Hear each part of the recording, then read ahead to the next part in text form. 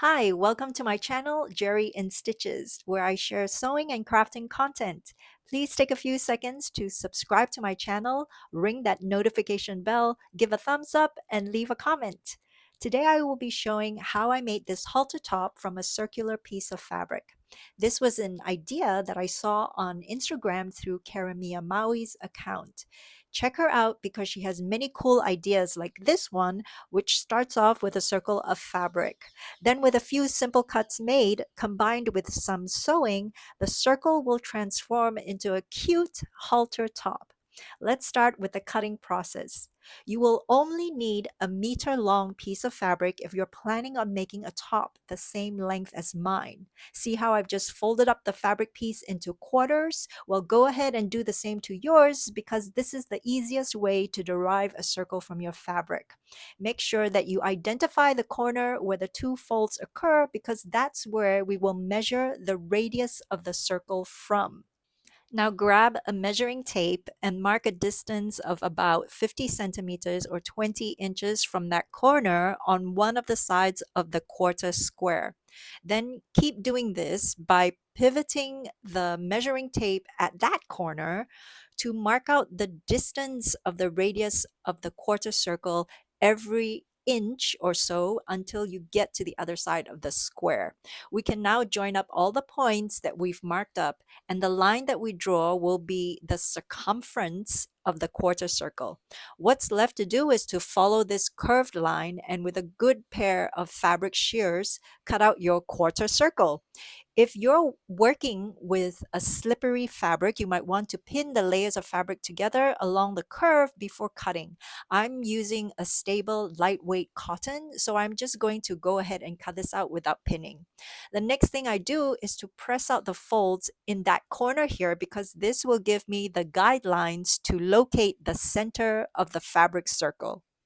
Now, when that's done, we can now draw in the cut lines to transform this circle into a halter top.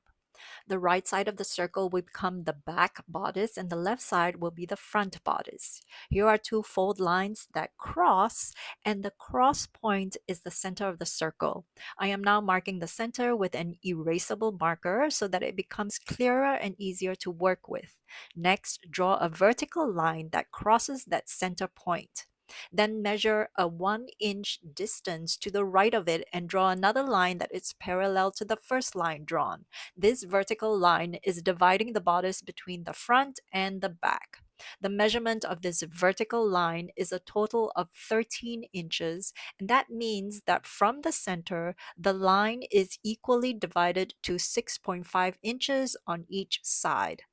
At the center point of this line, draw a perpendicular line on the left of it that also measures 6.5 inches. And on the right side of the vertical line, draw a 3-inch line. Okay, let's do a quick recap of what we've done so far. First, determine the cross point of the circle. 1 inch from this point, draw a vertical line measuring 6.5 inches from the center for a total of 13 inches in length. To the right of the vertical line, draw a 3-inch line perpendicular to the vertical line. On the left of it, draw a 6.5-inch line. Now we're going to draw a curve for the top edge of the back bodice. First, draw a perpendicular line to the horizontal center line that extends at least 1.5 inches on each side. Then, with the help of a French curve, draw a smooth curve from these 1.5-inch extensions to the two ends of the vertical line that is dividing front and back. We've now drawn all the lines required for cutting, and let's go over this one more time. First, from the center point of the circle, move 1 inch to the right and draw a vertical line that will divide front bodice from back bodice. This line measures a total of 13 inches, which means it's equally spaced out from the center at 6.5 inches on each side. On the right side of this line, there is a 3-inch perpendicular line to this vertical line. On the left side is a 6.5-inch line. For the curve of the back bodice, draw 1.5-inch extensions, then connect the extensions to the respective ends of the vertical line with a French curve. What's left to do is to cut into the fabric to derive the shape of the halter neckline. The first cut I am making is on the line that will become one of the sides of the front bodice.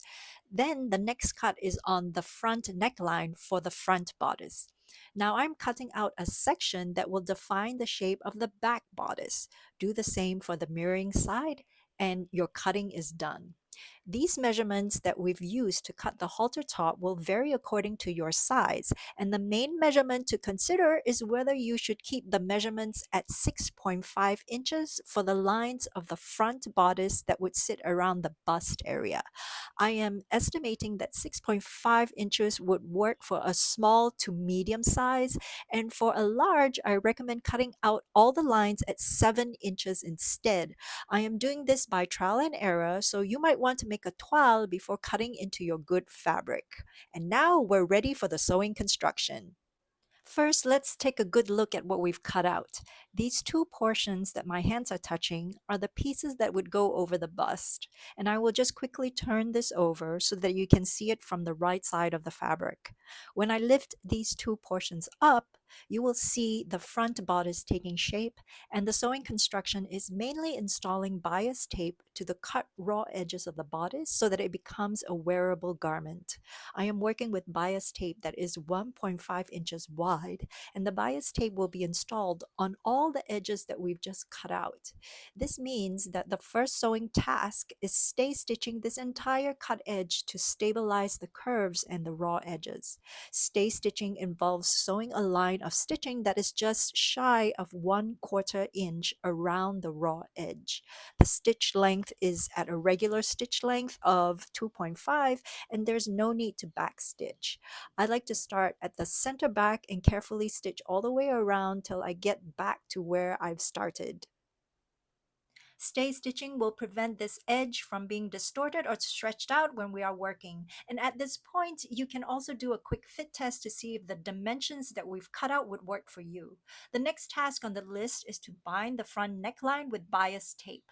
Let's start with a length of bias that is at least 2 inches longer than the measurement of the front neckline. That means that if my front neckline is 13 inches, then I should work with a bias strip that is at least 15 inches long. The trickiest bit of sewing occurs at the center front line. There is a very sharp angle here that is creating the V shape in the neckline. The way to deal with this is that when we're pinning the bias to the neckline, about 3 inches before we arrive at the center front angle, start shifting the bias tape edge away from the raw edge of the front neckline so that by the time we get to the sharp angle, the bias tape is positioned about a 1/4 inch away from the raw edge of the neckline. This means that when we're sewing the bias to the neckline at a 1/4 inch from the raw edge, then 3 inches before we get to this sharp angle, the neckline is sloped in relation to the bias when we get to the sharp point.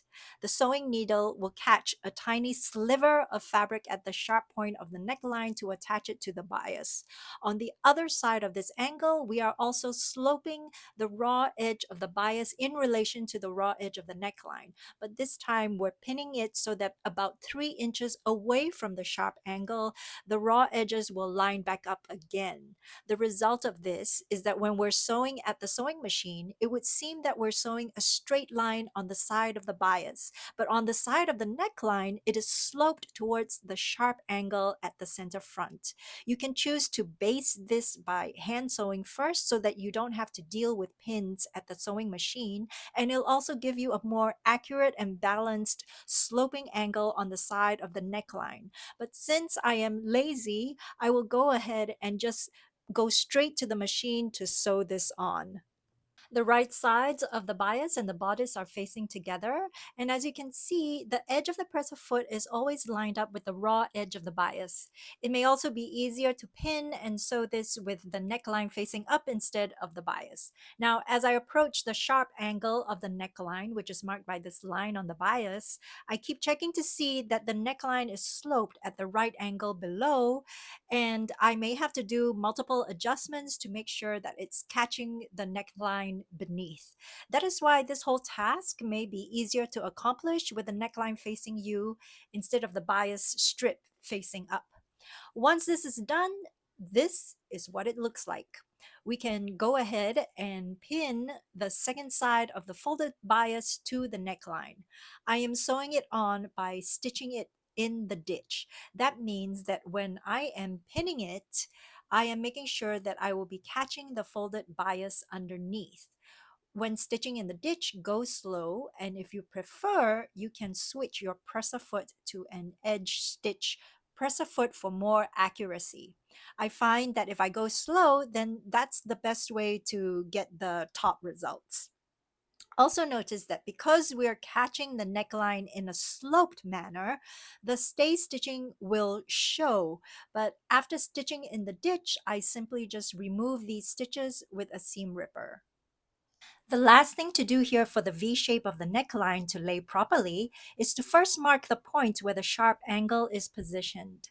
Then, with the right sides of the fabric facing together, make a fold at this meeting point of the V, which is also where the center front is. Then we're going to sew a short stitch line at about a 45-degree angle to the top edge of the bias tape. We are essentially sewing the bias tape together at the point of the V. Be careful not to catch the fabric of the bodice. Backstitch to begin and end. Next, we can go to the iron and press the fold of the bias to one side. Now I am going to lay the front bodice on the work table so that you can see what we've achieved so far. The V shape of the neckline sits beautifully when it's laid flat on a surface, and I will show you the wrong side of this so that you can see the short stitching line that we made help to create this meeting point of the two lines at the front bodice. Now we're going to move on to installing the bias to the top edge of the back bodice and side curve. The bias tape that closes this raw edge extends as straps for the halter top. So first, let's snip off the extra length of bias at the front neckline. Take note that the bias we are installing now will extend off the front bodice as straps for the halter top. This means that the required length of bias is the entire length of the back bodice top edge and underarm edges plus 40 more inches, which will become the straps of the halter. Each strap will be 20 inches of extension of bias tape coming off of each underarm edge. I went ahead and pinned the right side of the bias tape to the right side of the bodice. Take note that at the point where the back curve meets the underarm edges, we have to do what was done before, which is sloping the raw bodice edges off at an angle in relation to the edge of the bias. Do the same thing on the other side where the back bodice meets the underarm edge, and after pinning, we can sew the first edge of the bias to the bodice. Then what's next is sewing the other folded edge of the bodice by stitching in the ditch. You can see here that I've already pinned the fold of the bias to the bodice and it's ready to be brought to the machine. You can also pin the folded bias shut where the straps are, and this can help with an easier sewing experience at the machine. The main thing to look out for is to transition smoothly from sewing the straps shut to stitching in the ditch at the point where the bodice begins. Go slow as you approach and carefully maneuver the needle so that it moves from the edge of the straps to the ditch between bodice and bias tape. Do the same thing when you come to the other side when the bodice ends. Again, slow down and smoothly transition from the ditch between bodice and bias to the edge of the straps. When this is done, there's one last finishing step for this bias edge. So here's what we've done so far. The halter straps are sewn on together with the back bodice bias on the top edge. Now the 2 points where the back bodice meets the underarm edge on the sides also have an angle just like the V-shaped neckline. And although they are not as sharp as the angle in the front, I recommend sewing a fold the way we did by stitching a short line where the bias tape is. Then the fold can be pressed towards the center back. Repeat the same thing on the other side of the garment, and we're on our way to executing the last task of construction by sewing up the curved edge of this circle halter top with a baby hem. Here's how I do it without any pressing involved. First, sew a stitch line that is 3/8 of an inch or 1 centimeter away from the raw edge of the hem. This will mark the first fold of the hem, and the stitching helps with creating the fold without pressing. So what I do is make a fold as close to the stitch line as possible. The wrong sides of the fabric are facing. Then sew the second stitch line about 1/8 of an inch away from the folded edge. There's no need to backstitch, and you can stitch this all the way around until you come back to the beginning. Next, the excess fabric can be snipped off with a pair of scissors. While cutting, be careful not to cut into the stitches of the second stitch line, but try to get as close to it as you can. This is probably the most fiddly part of creating a baby hem. So take your time and make sure you're not cutting into the fabric on the right side in the front. Once that's done, then we can make the second fold as close to the second stitch line as possible. Bring this to the machine and sew the final stitch line all the way around close to the edge of the first fold. What I like about this technique is that pinning and pressing is not required to get a good result, and it's effective on hemming up edges with a curved hem. I make the folds as I go, and the stitch lines help as guidelines for creating folds. Of course, when I'm done, I will take the garment to the ironing station to give it a final press. And when you finish that, this garment is done. It's a genius idea because it comes together with a few cuts made into a circle of fabric, and the sewing is done in a snap. This is definitely a project that can be finished in less than a day. In addition, the top can easily be hacked into a dress by adding gathered tiers or starting with a circle that has a larger radius and hence circumference. I hope you've enjoyed this content and that you would try sewing this as well. If you do, please share your make with me here or on Instagram at Geri in Stitches so that I can celebrate your creations with you. Before you go, please subscribe to my channel and tap the thumbs up or heart button. And I appreciate all the comments sent my way. Your support keeps me going and keeps me creating. Happy sewing!